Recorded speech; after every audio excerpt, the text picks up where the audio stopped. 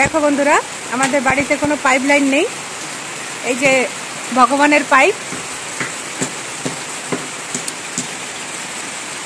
আমাদের ঘরে সব জায়গায় ডোর দেওয়া আছে। বর্ষার সময় এই জলটাই আমরা খাই। দেখো এখন বৃষ্টি হচ্ছে, জল পড়ছে। এই জলটাই ফিল্টার করে আমাদের খেতে হয়।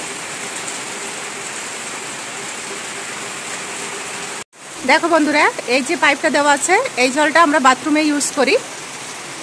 এই জলটা আমাদের খাওয়ার জন্য ইউজ হয়। দেখো মা দাঁড়িয়ে আছে, মা জল উঠাচ্ছে।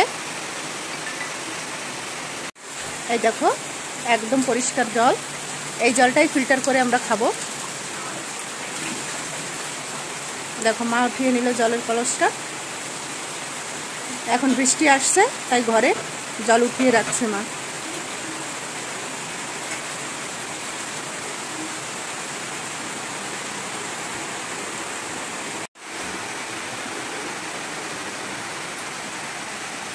ড্রামটা প্রায় ভরে গেছে, আর 2 কলস জল হলেই ড্রামটা ভরে যাবে।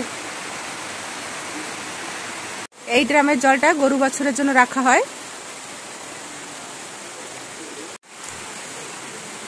রোদ্রের সময় আমাদের যে পাহাড়ি নালাটা আছে, ওই নালাটা দিয়েই আমরা জল খাই। ওটাতেও জল থাকে না, শুকিয়ে যায় বেশি রোদ হলে। কিন্তু ওটাতে অনেক কষ্ট করে জল বের করতে হয় আমাদের। জল বের করার ভিডিওটাও আছে, তোমরা যদি দেখতে চাও গিয়ে দেখতে পারো। দেখো এখন বৃষ্টিটা একটু কম হয়ে গেছে।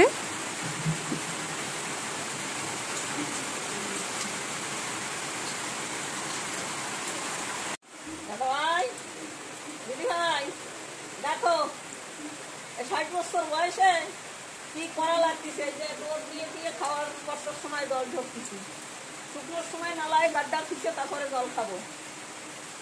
কি করবো দেখিস আমাদের সুখ। বর্ষার সময় জলের কষ্ট নাই, বর্ষার সময় স্নান করার জল, খাওয়ার জল, কোনো জলের অভাব নাই। ঘরের দৌড় দিয়ে রাখছি 2-3টা, গরুর খাবার জল, সব কিছুর জল হয়ে যায়। শুকনোর সময় ভীষণ কষ্ট হয় জলের।